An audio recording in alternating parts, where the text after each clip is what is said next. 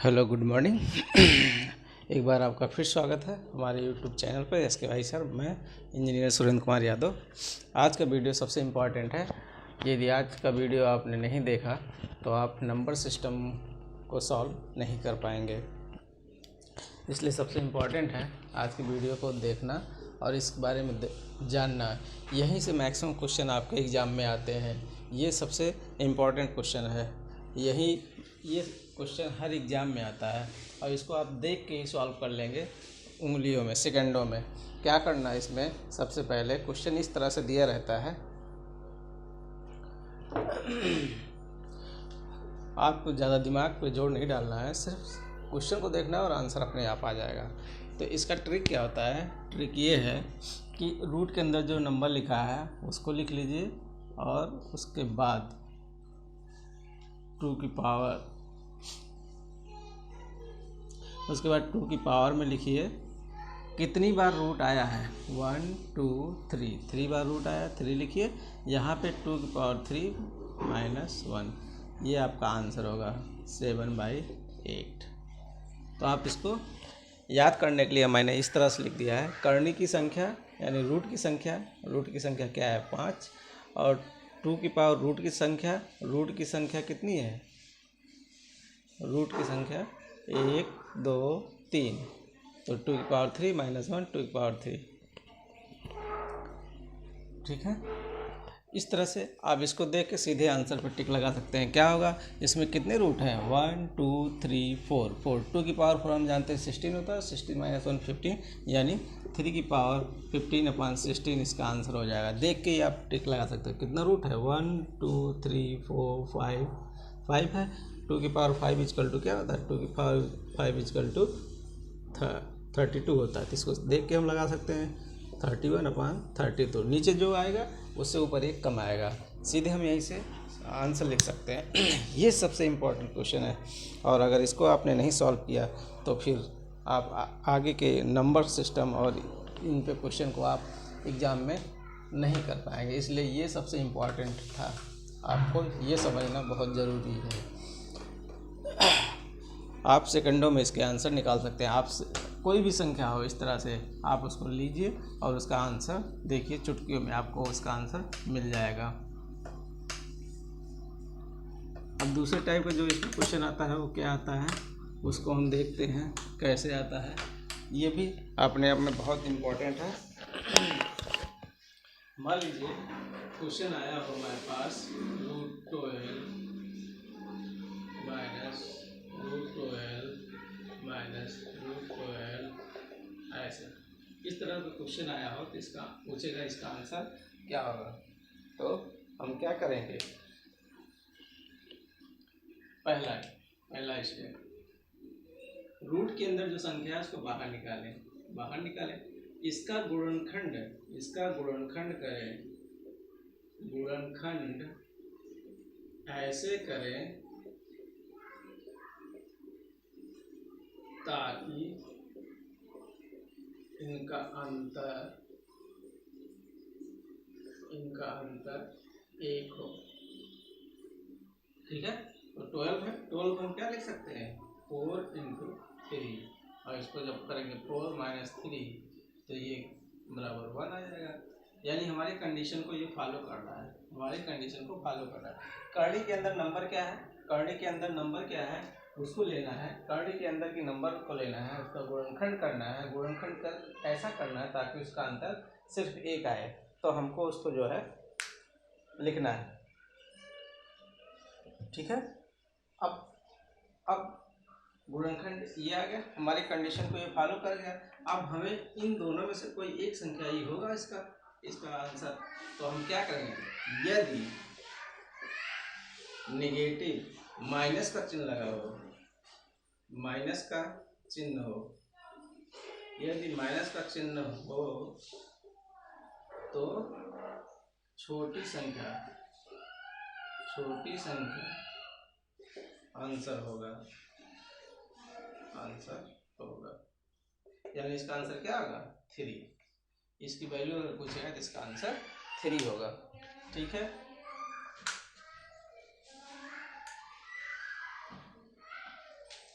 अब इसी क्वेश्चन को अगर हम प्लस कर देते हैं, प्लस में कर देंगे, प्लस में तो पहला क्या है 12 निकाला, हमने इसको गुणा किया 4 इंटू 3, इसका डिफरेंस लिया 4 माइनस 3 इक्वल टू 1, हमारी कंडीशन को फॉलो कर रहा है। तो यहाँ प्लस लगा, हमने देख लिया, तो प्लस में हम क्या लगा प्लस लगा, तो बड़ी संख्या, इसका आंसर होगा 4।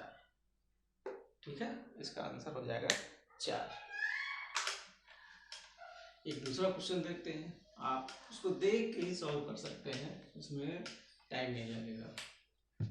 मान लीजिए रूट के अंदर 20 प्लस 20 प्लस 20 प्लस 20 कितनी वैल्यू है, तो हम देख लिए 20 है, 20 का गुणनखंड क्या होगा 5 इंटू 4, 5 माइनस 4 इक्वल टू 1, हमारी कंडीशन को फॉलो करता है, प्लस लगा है, तो आंसर क्या होगा, आंसर 5 होगा, इसका आंसर 5 हो जाएगा। ठीक है, अब लेकिन कई बार क्वेश्चन ऐसा आता है सर कि अब ये आप पूछते हैं कि मान लीजिए उसका गुणनखंड ना हो पाए तो क्या करेंगे, गुणनखंड ना हो पाए तो क्या करेंगे, तो उसके लिए हम देखते हैं जिस संख्या का गुणनखंड नहीं हो पाए उसके लिए हम क्या करते हैं। देखिए मान लीजिए √7 प्लस √7 प्लस √7 है, अब 7 का गुणनखंड नहीं हो सकता है, तो ध्यान दे देना है यदि जब गुणनखंड ना हो सके, जब गुणनखंड नहीं किया जा सके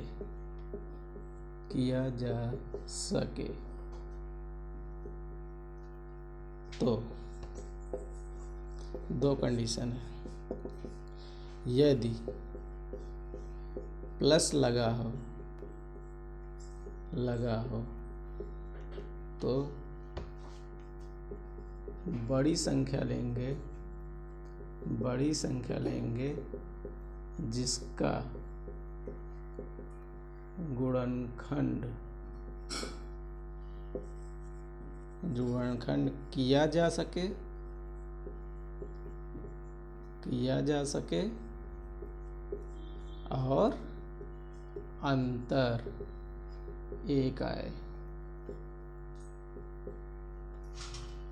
यदि माइनस लगा हो तो छोटी संख्या लेंगे और गुणनखंड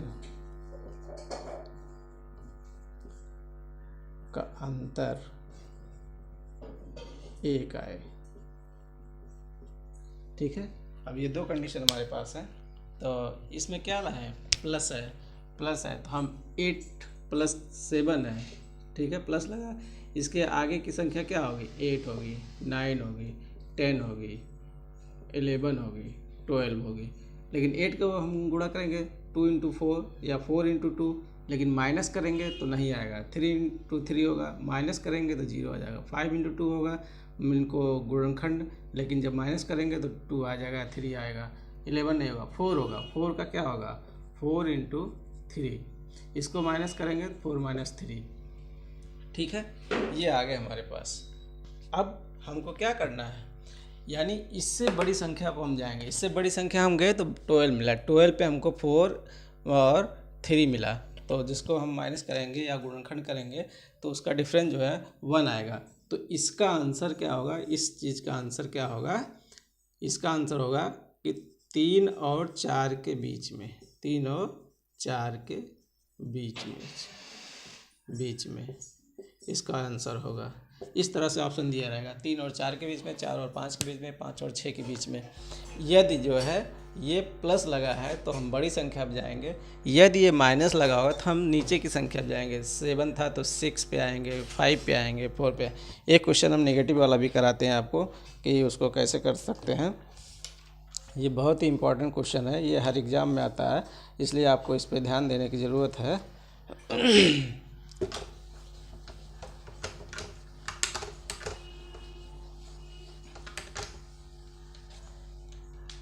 मान लीजिए हमारे पास क्वेश्चन है √1 -√1 इस तरह से है क्वेश्चन, निगेटिव है। अब 1 का ना तो गुणनखंड किया जा सकता है और ना कोई फैक्टर किया जा सकता है, ना इसका डिफरेंस करेंगे तो 1 आएगा। तो हम सीधे इसका आंसर क्या लिख देंगे, इसका आंसर सीधे होगा, इसका उत्तर होगा कि इसकी वैल्यू 0 व 1 के बीच में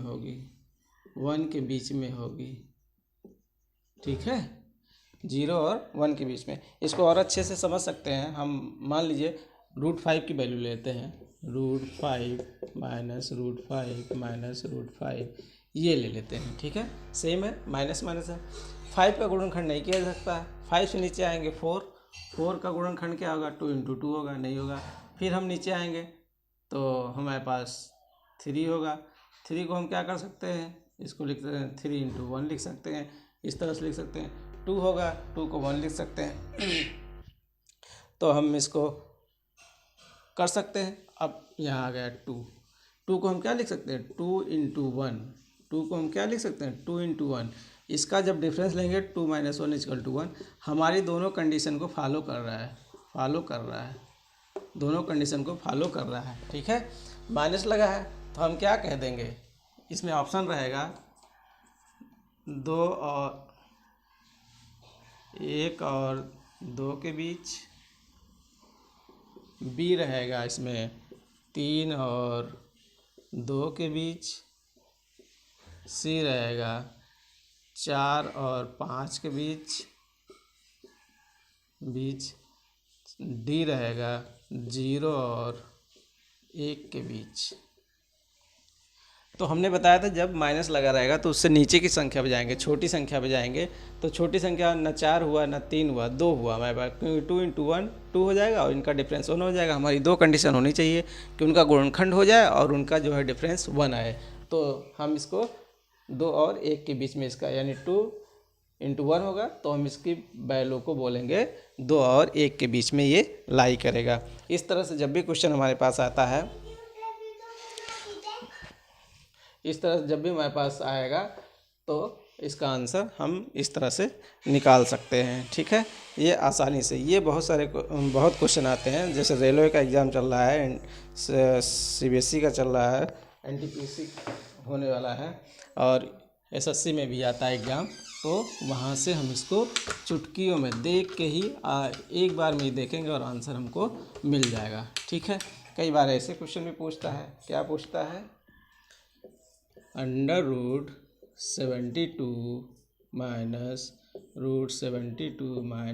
√72 ये एक ब्रैकेट में दे दिया, यहाँ -20 -20 इस तरह से दूसरे ब्रैकेट में दे दिया है, ठीक है, यहाँ माइनस लगा हुआ है, ठीक है। तो हम क्या करेंगे, सबसे पहले इसका कर लेंगे, 9 × 8 72 होता है, 9 × 8, ये 4 × 5 = 20 होता है, 4 × 5, ठीक है। तो यहाँ डिवाइड है, तो ये क्या हुआ, 9 × 8 और डिवाइडेड बाई 4 × 5। इसमें हम क्या करेंगे, सबसे छोटी संख्या इसमें लेंगे, डिवाइडेड बाई छोटी संख्या इसमें लेंगे, तो 8 है, डिवाइडेड बाई 4 = 2, इसका आंसर होगा। इस तरह से आप इसको चुटकियों में सॉल्व कर सकते हैं, सिर्फ एक ट्रिक पे। इसका गुणनखंड ऐसा करना है, जिसका डिफरेंस हमको 1 प्राप्त हो। करंडी के अंदर जो भी वैल्यू हो उसका गुणनखंड ऐसा करना है जिसका डिफरेंस हमको 1 मिले। तो ये चीज़ अगर आप दिमाग में रखते हैं तो आप आसानी से इसको सॉल्व कर सकते हैं और इस तरह से आप अपने टाइम को बचा सकते हैं। जो टाइम आपका बचता है उसको आप जो है दूसरे क्वेश्चन पे लगाएं, जहाँ पे आप उसको टाइम दे के दूसरा क्वेश्चन सॉल्व कर सकते हैं, ठीक है। इसी तरीके से ये हो गया। नंबर सिस्टम में यहीं से सबसे ज़्यादा क्वेश्चन आते हैं, नंबर सिस्टम में सबसे ज़्यादा क्वेश्चन इसी टॉपिक से आते हैं, इसलिए इसको आप बार बार इस वीडियो को देखिए, लाइक करिए और शेयर करिए यदि आपको पसंद आए। एक क्वेश्चन और हम बताते हैं, 1 से 900 तक कितनी संख्याएं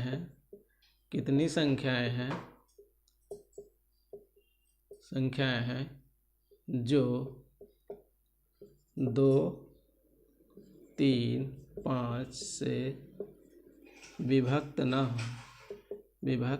हो। तो इसके लिए हमको क्या करना है, देखिए 1, 2, 3, 4, 5।